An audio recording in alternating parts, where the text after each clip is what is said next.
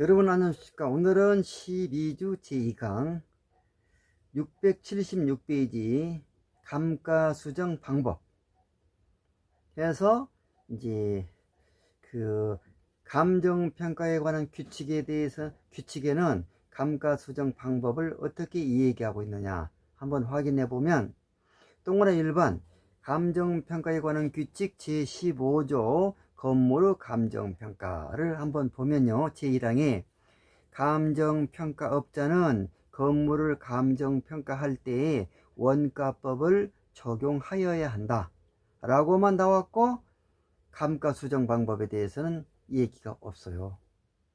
또 재조달 원가에 대해서도 뭐 이렇게 구한다. 그건 우리가 이론적으로 한 것이고 뭐 재생산 원가다 대치 원가다. 그래서 어떻게 할 수밖에 없냐. 회계학에서 쓰이고 있는 감가상각 방법을 응용할 수밖에 없다. 그 얘기가 동그라미 1번의 세 번째 줄에 나와 있어요. 그 다음에 676페이지 회계학상의 이제 감가상각 방법을 보고 이거를 응용하는 거예요. 감정평가에서요. 정액법을 균등상각법이라고도 하고 직선법이라고도 합니다. 정액법은 그 말 그대로 매 기간마다의 감가상각액을 정액 일정한 금액으로 감가상각하겠다. 똑같은 금액을 감가상각하니까 균등액을 감가상각한다. 균등상각법. 그 다음에 직선법이라는 것은 매년마다 같은 금액을 감가상각을 하니까 경과년수가 진행이 될수록 감가상각 누계액이 직선으로 올라가요. 자, 직선으로 올라가는 거를 뭐 그려보면 이쪽이가 경과년수고 이쪽이가 이제 그 매년마다 감가상각액인데 근데 그거를 누계한 거예요. 이쪽이 감가상각 누계. 이 관계가 어떻게 되냐? 여기서 직선으로 올라가요. 직선. 매년마다 경과년수와 감가상각 누계액은 이런 관계에 있다. 1차년도, 2차년도, 3차년도, 4차년도 이렇게 있다면 매년도의 감가상각이 똑같잖아. 요거 똑같으니까 누계액이 같은 크기로 증가되니까 누계액이 이렇게 이 삼각형이 다 닮음이잖아요. 이게 요 합동점 합동. 그렇기 때문에 이제 닮음은 내각의 크기가 각자 같고 이제 면적이 다를 수도 있는데 합동은 똑같아. 그러니까 똑같아요. 면적이. 직선. 그래서 직선법이라고도 부른다. 이게. 자, 그러면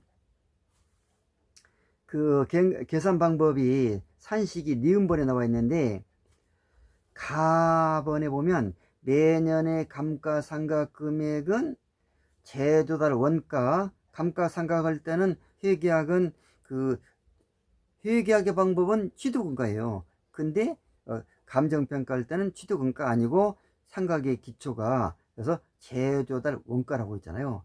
재조달 원가 빼기 최종 찬종가액 끝까지 달아지지 않는다. 최종 남아있다. 예를 들어서 주택이라면 다 나무도 썼고 뭐 또 다 썼는데 마지막에 네 기둥에 돌이 있는데 그 돌을 받쳐놓고 목재를 기둥을 올렸다 한다면 돌은 그대로 남아있죠. 그러니까 이런 가치들을 최종 찬종 가치라고 그래요. 보통 건물 전체 값어치의 10%로 보고 있어요. 세무세법상에는. 자, 그러면 그래서 재조달원가에서 끝까지 달아지지 않는 거 최종 잔존가액을 빼면 나머지가 다 달아질 금액인데 매년마다 똑같은 금액으로 달아지니까 내용년수로 나눠야 되는데 내용년수는 경제적 내용년수, 물리적 내용년수, 또 세법상의 내용년수가 있는데 물리적 내용년수는 아직 물리적으로 쓸 수 있다. 경제적 내용년수는 쓸 수는 있어도 값어치는 없다. 그렇게 뭐 쓸 수는 있는데 그 값어치를 발휘할 수 있는 상황이 아니다. 이런 것이 이제 그 경제 내용 연수인데, 경제라는 것은 어떤 값어치를 나타내는, 그러니까 쓸 수는 있는데 하나도 가치를 창조하지 못한다. 예를 들어서 뭐 운반용 이제 뭐 오토바이가 있다. 그러면 택배 사업을 한 사람이 운반용 오토바이를 해서 택배 사업을 했는데, 이게 지금 노후화돼 가지고 운반용 오토바이가 더 이상 택배를 무거운 짐을 택배 무거운 짐을 싣고 가면 이 오토바이가 고장나 버린다. 그러면 집에서 그냥 장난감으로 이렇게 애들하고 뭐 이렇게 연습하고, 응? 운동장에서 타는 연습하고, 그 정도밖에 안 된다. 멀리 갈 수도 없고. 그렇다면 물리적으로 쓸 수 있는데 가치를 창조 못해요. 그러니까 경제 내용 연수는 경제적으로 쓸 수 있는 것. 또 건물을 한번 예를 들어봤고요. 오토바이도 그렇다고. 이게 지금 3층 건물이 있는데, 그런데 이제 3층은 추가로 증축했기 때문에 1, 2층이었는데 3층은 추가로 증축했어요. 그런데 이제 1, 2층이 내용 연수가 다 지나가서 이제 뭐 더 이상 쓸 수가 없어요.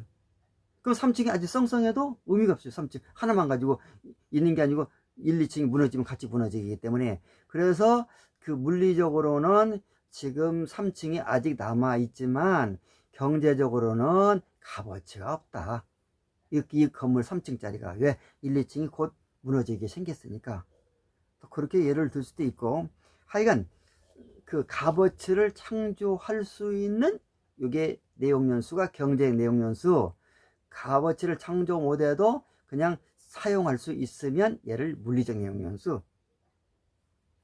그 다음에 하여간 경제 내용연수로 나누어야 돼요. 그 다음에 넘어가서 기출 문제가 또 있어요. 그거 이제 풀어보면서 하면 되고, 정률법 677페이지 정률, 매년 일정한 율씩 감가상각을 시킨다는 거예요. 그 뭐에 대한 일정한 율이냐? 남아있는 금액. 이게 제조달 원가에 대해서 일정한 율씩 따라진다면 10%씩 따라진다. 그러면 이건 정액법이랑 똑같아 버리죠. 그렇게 생각한다면.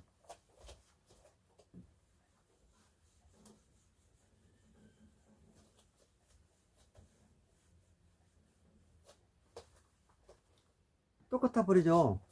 예를 들어서 제조달 원가가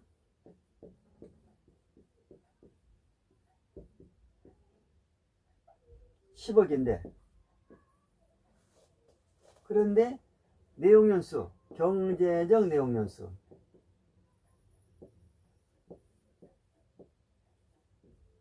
요게 10년이다. 끝까지 안 달아질 금액이 얼마냐? 최종 잔존가액. 최종 잔존가액이 1억이다. 끝까지 안 달아진다.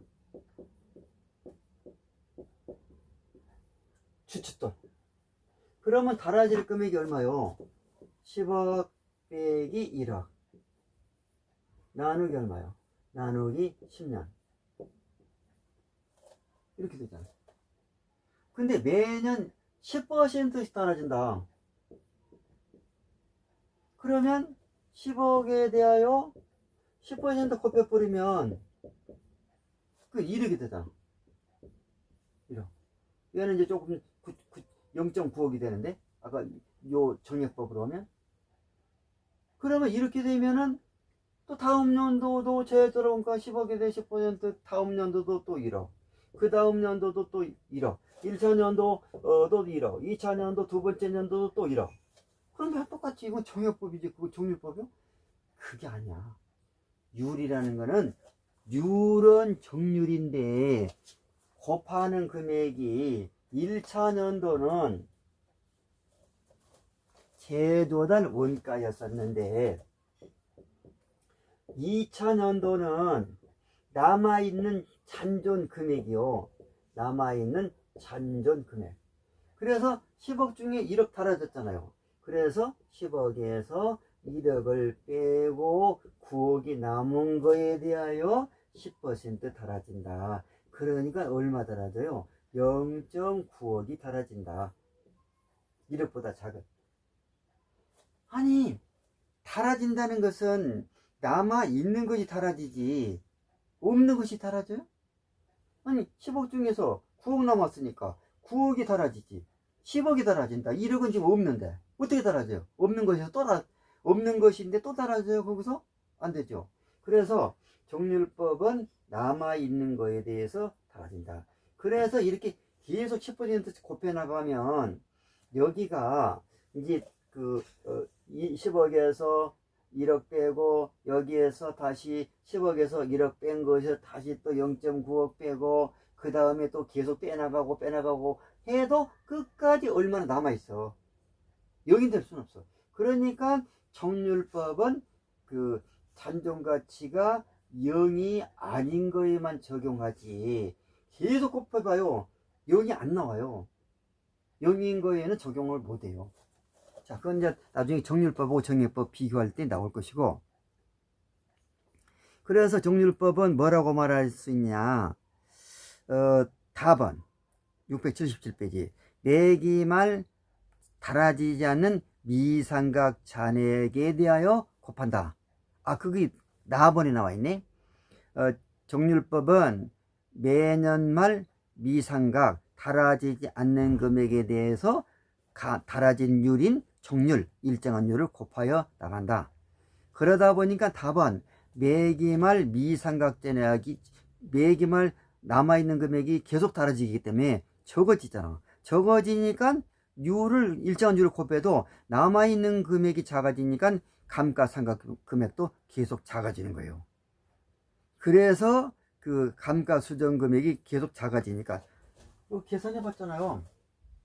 여기는 얼마 달아져요? 1억이 달아지잖아요. 1억. 여기는 얼마 달아져요? 0.9억이 달아지잖아요. 그러니까 달아진 금액이 점점 작아진다. 하나만 더 해볼까요? 3차전도? 그러면 10억이 달아졌죠. 그 다음에 또 1억이 달아졌죠. 또 얼마 달아졌어? 0.9억이 달아졌잖아요. 그럼 남아있는 건 얼마요? 8.1억밖에 안 되네. 1.9억을 빼니까 8.1억의 10%는 얼마요? 8.1억에 그러면 얼마요? 0.9보다 작은 0.81억이다. 따라서 달아진 금액이 점점 작아져.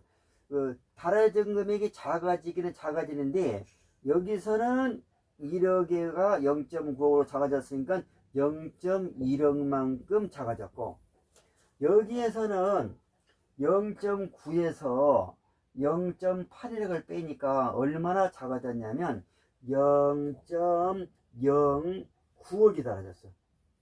그러니까 점점 작아지는 금액이 줄어들면서 작아져요. 줄어들면서.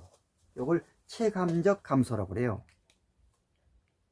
그래서 그 라번의 매년의 감가수정 금액이 체감적으로 감소하기는 하는데 그 감소 금액이 점점 줄어들고 있다. 이걸 체감적이라고 그래요. 그래서 이거를 참고 체감법이라고 부르기도 한다. 예제가 있어요. 예제는 제가 칠판에 예를 들었기 때문에 똑같은 얘기고. 자, 넘어가서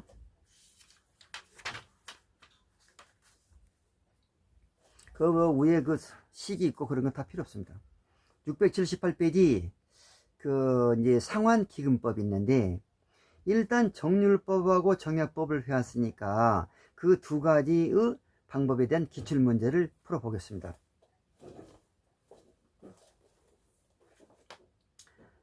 그리고 상환기금법이나 연금법은 어려우니까 요새는 잘 안 나와요. 이게 문제집 276페이지.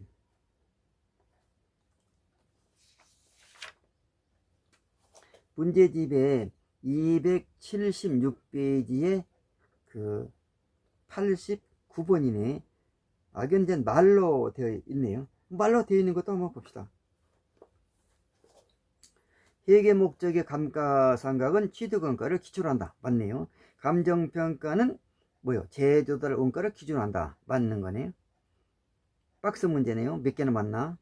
그 다음에 회계 목적의 감가상각은 관찰감가를 인정하는데 감정평가 감가손 관찰감가를 인정하지 않는다. 회계의 감가상각은 그냥 계산상의 방법밖에 없어요. 정액법, 정률법. 감정평가야만이 실제로 그만큼 달아졌냐 안 달아졌냐를 눈으로 관찰하게 되는데, 그래서 관찰감가법은 그 감정평가에만 있어요. 그 다음에 디귿번 정률법에서 매년의 감가액은 첫 해가 가장 크고 감가상각 금액이 해가 갈수록 점점점 작아진다. 감가상각 금액이. 그렇죠? 작아지는 건 맞는데 어떻게 작아지냐. 작아지는 폭이 점점점 줄어들면서 체감적으로 감소한다. 이거는 체감적 빼놓고 그냥 감소한다까지만 했으니까 맞고. 그럼 맞는 것이 기억번도 맞고, 그 다음에 니은번은 거꾸로 설명했네. 회계학은 인정 안 하는데 관찰감가를 인정한다고 했고, 감정평가에서는 인정하는데 안 한다고 했으니까 완전히 거꾸로 했으니까 니은은 틀렸고, 기억 맞고 디귿 맞고. 그 다음에 니을 감가수정에서, 감가수정이란 말이 나면 감정평가예요. 감가수정에서 감가 요인은 일반적으로 물리적 감가, 기능적 감가, 경제적 감가로 구분할 수 있다. 회계학은 그 경제적 감가가 없어요. 그러니까 일단은 감정평가만 이 얘기했으니까 맞고. 미음번 감가수정을 할 때 내용연수는 물리적 내용연수를 기준하여 그 물리적 내용연수로 나눠가지고 매기마다 감가상각을 구한다. 틀렸어. 경제적 내용연수라고 했잖아요. 그러니까 기억, 티귿, 니을만 맞습니다. 자, 계산 문제가 어디 나왔을 텐데 계산 문제를 한번 보면, 제가 계산 문제를 골라놨어야 했는데 잠깐 찾아볼게요. 계산 문제. 계산 문제가 정률법 계산으로 계산하면 얼마냐, 이런 문제가 나왔습니다. 근데 제가 너무 어려운 건 빼고 하다 보니까 걔를 고르지 않았는데, 여러분은 다 풀어봐야 돼요. 저는 시간이 없으니까 대표적인 것만 이렇게 골라서 푸는데, 여러분은 다 풀어봐야 돼요.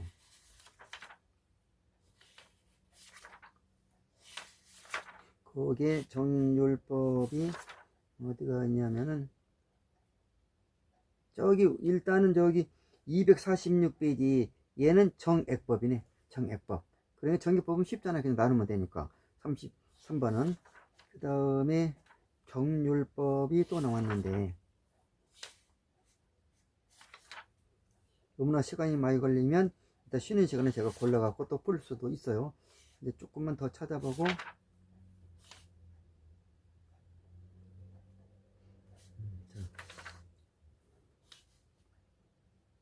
그러면 지금 빨리빨리 안 찾아지잖아요. 그러면 제가 쉬는 시간에 골라가지고 그때 풀기로 하고, 정액법은 쉬우니까 뭐 생략하고, 그 다음에 이제 상환기금법이 있어요. 이 상환기금법하고 연금법은 너무 어려워서 사실 잘 안 나와요. 그냥 이러이런 방법이 있다, 이러이런 방법이 있다, 그 정도만 나와요. 자, 먼저 678페이지 그 계산은 너무 복잡하니까 678페이지 개념, 회계학에서 사용하고 있는 나의 회계학에서 사용하고 있는 감가상각 기금법은 자산의 내용연수가 끝날 때 그 자산을 대체하기 위한 기금을 적립하고 있는 것으로 생각하고 그 기금을 감가상각 금액으로 한다. 건물이 있는데 내용연수가 다 하면 무너져 버리잖아요. 그래서 무너지면 다시 건물을 지어야 되는데, 그래서 매개마다 이제 다시 이걸 칠판에서 보면,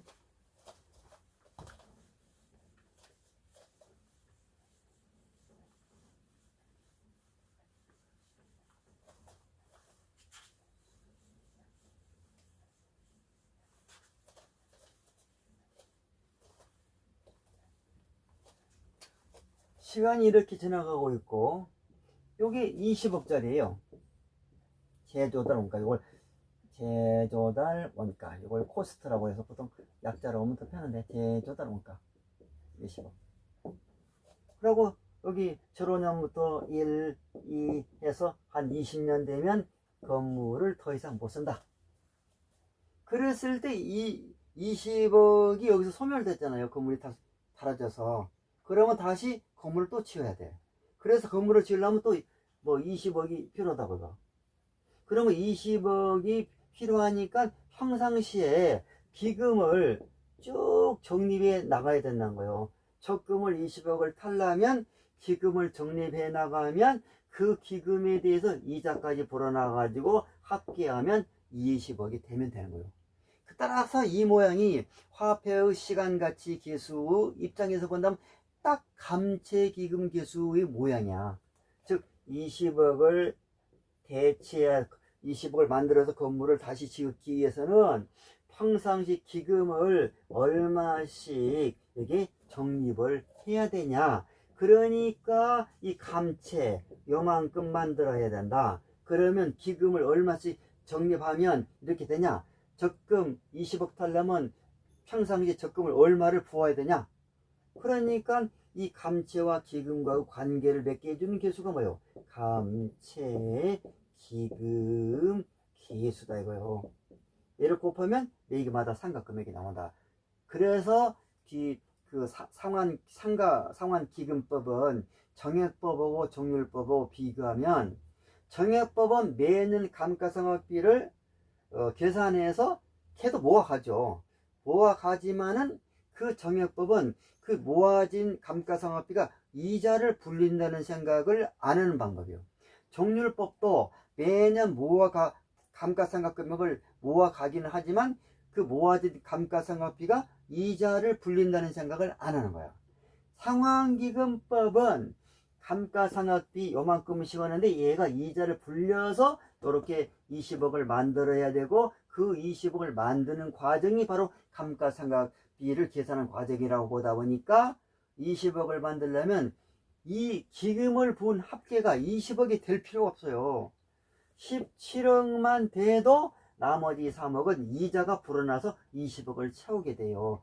그래서 어떻게 말할 수 있겠냐. 상환기금법에 의한 토탈 상각비는 20억이 아니고 17억이다. 정액법이나 정률법은 20억을 다 상각을 시켜야 되는데, 그래서 나중에 20억을 대체해야 되는데, 그래서 그 부분이 이제 차이가 나요. 그 얘기가 어디가 있냐면은, 그 얘기가 이제 뒤에 이제 요 부분은 너무 계산이 다 이해는 책을 다 읽어보면 다 이해가 되게끔 해놨는데, 그랬는데 이렇게 복잡한 것은 시험에 잘 안 나와요.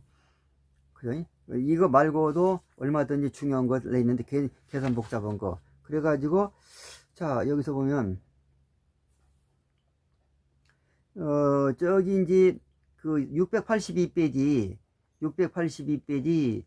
그 682페이지를 보시면 여기 이제 회계학에서 말하는 삼각비를 쭉 계산하는 과정을 설명하고 있는데, 자 이걸 문제를 풀어보면서 이해를 하는, 저기 뒤에 봐요.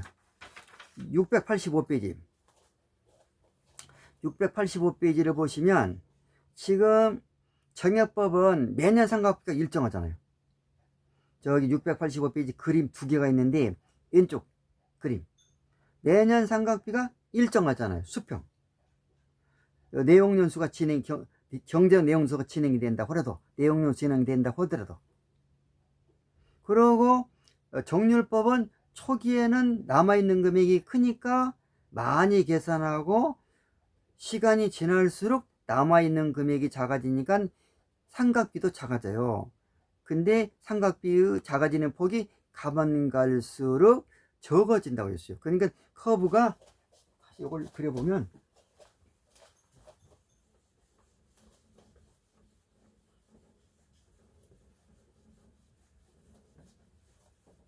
커브가 이렇게 돼 있잖아요.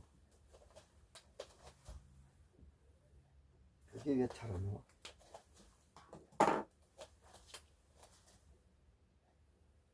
이렇게 해서 여기 이제 삼각비잖아요. 매년 삼각비. 회계학상의 방법인데, 근데 이걸 감정평가에서 응용한다고 했어요. 특히 무슨 방법으로 해라 그런 언급이 없으니까. 그래서 여기 1차년도, 2차년도, 3차년도 진행이 된다, 4차년도 똑같아. 매년도 삼각비가. 이게 정액법. 정률법은 처음에 남아있는 금액이 크니까 많이 삼각하고 시간이 지나갈수록 남아있는 금액이 작아지니까 줄어드는데 직선으로 줄어드냐? 아니에요. 아까 줄어든 폭을 보니까 가면 갈수록 적게 줄어들더라. 줄어든 폭이 체감된다는 거예요. 그러면 가면 갈수록 똑같은 금액이 줄어든다면 이렇게 직선으로 가야지. 직선이 아니에요. 커브가 처음에는 많이씩 감소하는 폭이 커지다가 가면 갈수록 감소하는 폭이 완만해지더라. 이것이 정률법. 상환기금법은 이제 그 상환기금법은 아까 감채기금에서 감채가 여기가 있고 평상시에 기금을 이렇게 불입한다고 했잖아요. 기금을 불입하는데 이만큼씩 똑같은 기금을, 이건 연금이잖아. 똑같은 연금씩 똑같은 금액씩 불입하게 되면 나중에 요만큼이 된다. 그러면 똑같은 금액을 불입할 때 이것이 시간이 지나가니까 이자가 생긴다고 했잖아. 이자. 그래서 불입 금액이 이자 금액보다 작다고 했는데 그러면 그렇게 생각한 것은 그냥 감채기금 식으로 생각해서 그런 것이고, 또 이제 저당상수적인 생각이 있는데 그 앞에서 거기에 너무 어려서 제가 넘겨버렸는데, 거기 어디냐면 여기 저당상수적인 생각으로 감소하는 것이 어디가 있냐면 저기 그 679페이지 있어요. 679페이지. 그래서 679페이지 제2가 그렇게 있는데, 이렇게 저당상수잖아. 1-1 플러스 i의 마이너스 5승분의 1. 그래가지고 이렇게 계산하면 매기마다 삼각비가 점점 커져요. 삼각비가 어디가 있어요? 그 679페이지 표를 보시면 13,000, 1차년도, 2차년도 14,000, 3차년도 점점 더 커지잖아요. 그래서 매년도 삼각비가 이런 식으로 올라간다. 근데 이것이 커지는 폭이 어떤 식으로 올라가냐면, 커지는 폭이 우로 커브가 올라갈 것이냐 밑으로 커브가 올라갈 것이냐. 그래서 이렇게 올라가. 커브가 이렇게 가만 갈수록 더욱더 많이, 우리가 저기 그 저당상수에서 일정한 원리금에서 원금이 차지한 비율이, 이제 이자는 불어나니까 걔는 빼고 삼각시킬 건 원금만큼만 삼각시키면 되니까 시간이 지나갈수록 어때요? 원금이 팍팍 커진다. 그래서 삼각, 나머지 원금 플러스 이자가 저당상수잖아. 이런 비를 봤을 때. 근데 가만 갈수록 저당상수 똑같은 금액 중에서 원금은 팍팍 커지고 이자는 팍팍 작아져요. 그래서 이게 원금만큼을 삼각을 시키고 이자는 거기서 플러스 되니까 삼각시킬 필요 없고, 그래가지고 이게 상환기금법이다. 상환비용은 잘 안 나와요. 어려우니까. 이렇게 되다 보니까 이제 남아있는 적산 가격도 요 영향을 받아요. 왜냐면 요렇게 그 감가상각이 되니까 남아있는 금액의 타라지고 얼마 남아있을 거 아니야. 제도론가 빼기 감가수정액 니꼬르 적산 가격, 그 남아있는 가격은 어떠냐. 요쪽이가 적산 가격, 남아있는 거. 이걸 내는 거잖아, 우리가. 감정평가. 여기 기간이 이렇게 지나간다. 그러면 정액법은 매년 똑같은 금액씩 삼각되니까 남아있는 금액도 직선으로 들어가야 돼요. 직선. 이건 정액법의 적정 가격이 된다. 그 다음에 이제 여기는 달아지기 전 제도론가니까 1차 년이 지나가야 이게 달아지죠. 그리고 출발점이 똑같아. 그러면 정률법은 어떠냐? 처음에는 많이 달아지고 나중에 조금씩 이렇게 줄어들면서 달아진다. 그러니까 많이 달아질 때 남아있는 금액이 확 줄어들고, 적게 달아진 금액이 있으니까 얘가 내려가기는 내려가는데 달아지는 폭이 줄어들면서 달아지니까 여기 커브가 완만해진다. 마지막에는 0이 된다. 너나 없이 다 달아져 불고 없으니까. 어떤 방법이든 다 달아지고 없으니까. 이렇게 되고, 상환기금법은 가면 갈수록 처음에는 조금 달아지다가 삼각비가 이렇게 되다가 나중에 확 많아지니까, 상환기금법은 처음에는 조금씩 떨어지다가 확 떨어진다. 이거 만나야 돼. 확 떨어진다. 만나야 돼. 이렇게. 어떤 방법이든 내용 연수가 종료되면 다 제로되고, 달아지기 전에는 똑같고. 그래서 이게 뭐냐, 이게 상환기금법이다. 얘는 뭐냐, 얘는 정률법이다. 이렇게 말할 수 있어요. 자, 그러면 그 얘기 어디 있냐면 그 685페이지 있고, 관찰감각법은 감정평가에만 있는데 685페이지. 회계학은 없어요. 회계학은 계산해서 그냥 그거 끝이야. 근데 감정평가는 계산상으로 그렇게 달아진 건데, 실제 가서 보니까 더 달아진 경우도 있고 덜 달아진 경우도 있으니까 관찰감각법을 적용하여 실제 달아진 금액으로 고쳐야 돼. 계산상의 감가상각 금액을. 그러니까 이게 관찰감각법을 그 감정평가에는 적용하게 된다. 그래서 적용 보면 정제된 내용 연수를 기준으로 하는 정해법, 정률법, 상환기금법 이런 거를 적용하면서 추가로 그 달아진 금액을 현실적인, 이게 계산상으로 5억 달아졌다. 그 실제 가보니까 1억밖에 안 달아졌어. 그러면 5억 달아진 걸 하지 말고 1억 달아진 걸로 하고 남아있는 금액을 크게 계산해야 돼. 이게 관찰감각법인데, 감정평가에서는 실제 남아있는 금액을 내는 것이 감정평가인데, 야, 계산상으로 이만큼 달아졌으니까 계산상으로 이만큼 남았다. 감정평가를 했더니 그렇게 말하면 되나요? 안 되죠. 그래서 이게 관찰감각법은 감정평가에만 있다. 그리고 적산법, 적산가격 686페이지. 적산가격은 재들원가에서 감가소장의 누계액, 달아진 금액 매년 거에 합계한 누계액을 차감하면 남아있는 금액이 나온다. 여기까지 했고, 좀 쉬었다가 여기 관련된 문제를 풀어보겠습니다. 여러분 수고하셨습니다.